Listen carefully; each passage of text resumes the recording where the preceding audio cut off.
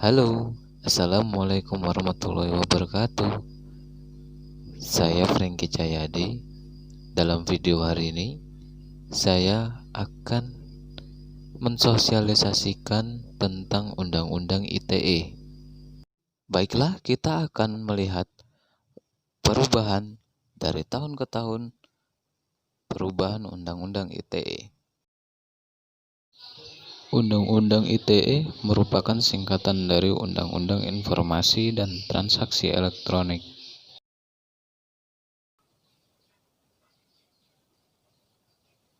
Undang-Undang Nomor 11 Tahun 2018 tentang Informasi dan Transaksi Elektronik sebagaimana telah diubah dengan Undang-Undang Nomor 19 Tahun 2016. Undang-Undang ITE disahkan pada tanggal 21 April 2008 dan menjadi cyber law pertama di Indonesia. Pada 27 Oktober 2016, rapat paripurna Dewan Perwakilan Rakyat mengesahkan Undang-Undang Nomor 19 Tahun 2016 tentang perubahan atas Undang-Undang Nomor 11 Tahun 2008. Pasal yang diubah adalah pasal 27 ayat 1 dan ayat 3, pasal 28 ayat 2, dan pasal 31 ayat 3. Berikut rincian pada Undang-Undang tentang Informasi Transaksi Elektronik. Menghindari multitafsir, ketentuan larangan mendistribusikan, mentransmisikan, atau membuat dapat diaksesnya informasi elektronik bermuatan menghina atau mencemarkan nama baik pada ketentuan pasal 27 ayat 3 dilakukan 3 perubahan, yakni 1. Menambahkan penjelasan atas istilah mendistribusikan, mentransmisikan, atau membuat dapat diaksesnya informasi elektronik. Yang kedua, menegaskan bahwa ketentuan tersebut adalah delik aduan bukan delik umum. Dan yang terakhir atau yang ketiga, menjelaskan bahwa unsur pidana pada ketentuan tersebut mengacu pada ketentuan pencemaran nama baik dan fitnah yang diatur dalam Undang-Undang KUHP, Undang-Undang Nomor 11 Tahun 2008 tentang Informasi dan Transaksi Elektronik atau Undang-Undang ITE disampaikan kepada DPR RI sebelum disahkan.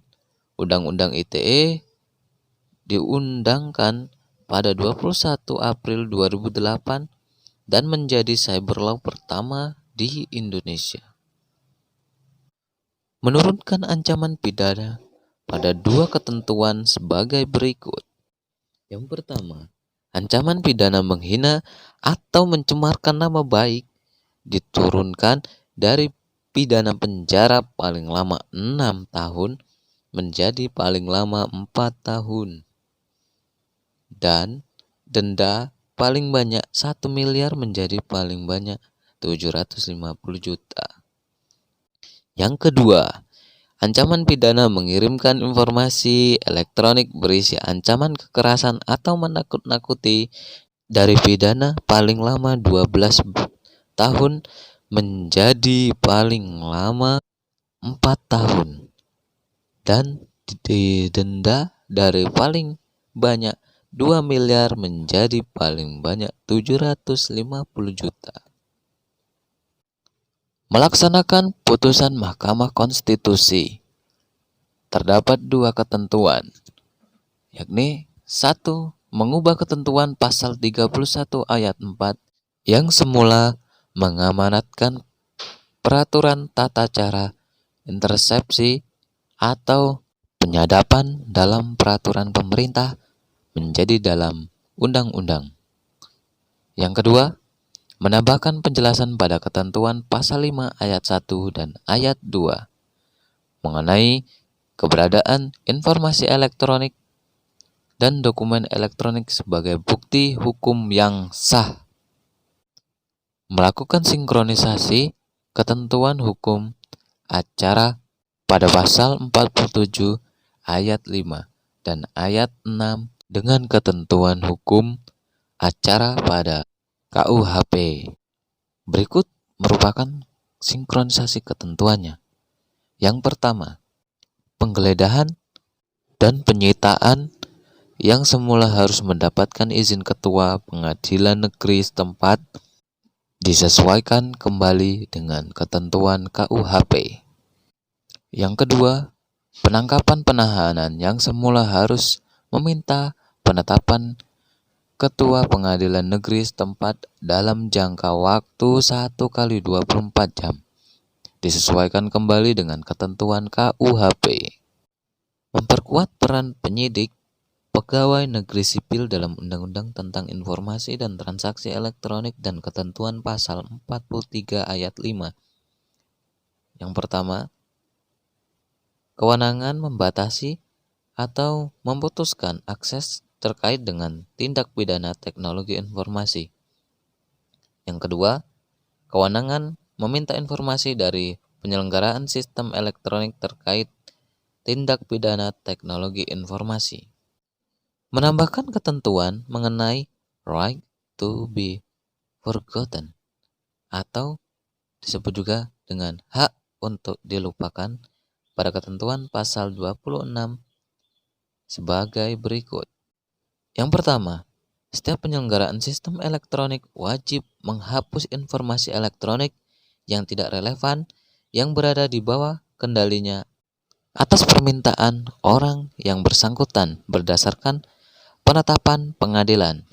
Yang kedua, setiap penyelenggaraan sistem elektronik wajib menyediakan mekanisme penghapusan informasi elektronik yang sudah tidak relevan. Kemudian ada memperkuat peran pemerintah dalam memberikan perlindungan dari segala jenis gangguan akibat penyalahgunaan informasi dan transaksi elektronik dengan menyisipkan kewenangan tambahan pada ketentuan pasal 40. Yang pertama, pemerintah wajib melakukan pencegahan penyebarluasan informasi elektronik yang memiliki muatan yang dilarang. Yang kedua, pemerintah berwenang melakukan pemutusan akses dan pemerintahan kepada penyelenggaraan sistem elektronik untuk melakukan pemutusan akses terhadap informasi elektronik yang memiliki muatan yang melanggar hukum. Baiklah, yang selanjutnya kita akan melihat jenis-jenis pelanggaran tentang Undang-Undang ITE. Yang pertama yakni pelanggaran tentang hak cipta. Pelanggaran hak cipta adalah penggunaan karya yang tanpa izin atau tanpa sepengetahuan dan melanggar hak eksklusif pemilik cipta. Konten-konten yang kamu upload di channel YouTube-mu maupun media sosial yang lainnya juga kamu harus berhati-hati loh agar tidak dihapus karena melanggar hak cipta. Pelanggaran hak cipta diatur oleh pasal 34 Undang-Undang ITE tahun 2008. Yang kedua ada penghinaan atau pencemaran nama baik. Kasus ini adalah salah satu yang paling sering terjadi di Indonesia. Seringkali netizen memberitakan tentang keburukan suatu institut ataupun seseorang yang akhirnya membuat ia tertuntut karena perkataannya itu. Penghinaan atau pencemaran nama baik ini diatur oleh pasal 27 ayat 3 tentang Undang-Undang ITE.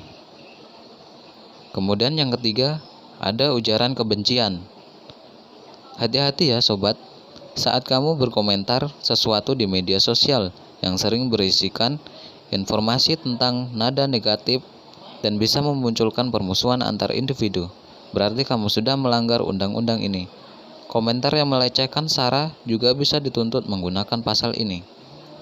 Ujaran kebencian diatur oleh pasal 24 ayat 2. Kemudian yang keempat ada pemuatan penjudian. Sering kali kita lihat iklan judi online. Biasanya bisa kamu temukan di kolom-kolom komentar beberapa media sosial. komentar itu semua bisa dituntut loh menggunakan pasal ini. Jadi untuk PR untuk kalian semua, jika kalian menemukan hal tersebut, Anda bisa melaporkan hal ini pada pihak yang berwajib. Muatan perjudian diatur dengan pasal 27 ayat 2. Kemudian yang kelima, ada berita bohong atau hoax. Salah satu yang paling sering belakangan ini yaitu hoax atau berita bohong. Tanpa kamu sadari, saat kamu membantu penyebaran berita tersebut, tanpa berusaha mengecek kebenarannya terlebih dahulu, kamu bisa dijerat dengan pasal ini. Tidak main-main, konsekuensinya bisa dituntut penjara maksimal 6 tahun dan denda maksimal 1 miliar. Berita hoax atau berita bohong ini diatur oleh pasal 28 ayat 1. Dan yang terakhir ada hacking.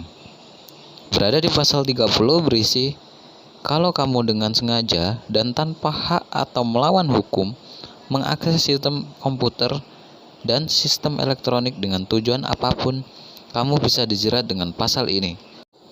Sanksi beragam dengan tergantung perbuatannya, mulai dari penjara antara 6 sampai 8 tahun dan denda sebanyak 600 sampai 800 juta. Mulai sekarang lebih cerdas menggunakan media sosial ya. Kamu memang memiliki kebebasan untuk berpendapat, tapi gunakanlah secara bijak. Demikianlah tadi jenis-jenis pelanggaran Undang-Undang ITE yang sering terjadi di Indonesia. Jadi, mulai sekarang Anda berhati-hatilah dalam melakukan kegiatan beraktivitas melalui media sosial, karena setiap gerak-gerik Anda akan selalu dipantau dan dilihat oleh orang lain. Jadi, mulai sekarang stop penjudian, stop video hoax, pengambilan hak cipta, dan pelanggaran-pelanggaran tentang Undang-Undang ITE. Apabila Anda masih melanggar, maka Anda akan mendapatkan jeratan sanksi sesuai akibat apa yang Anda lakukan. Demikianlah tadi sosialisasi atau penyampaian informasi tentang Undang-Undang ITE. Harapan saya, setelah Anda melihat video ini, Anda mulai sekarang berhati-hati dalam berbicara, berkomentar di dalam sosial media, serta memposting-posting berita-berita yang belum pasti ke sosial media. Baiklah, saya akhiri video hari ini. Terima kasih atas perhatiannya. Jangan lupa like, komen, dan subscribe video ini biar semua orang mengetahui tentang Undang-Undang ITE. Terima kasih. Wassalamualaikum warahmatullahi wabarakatuh.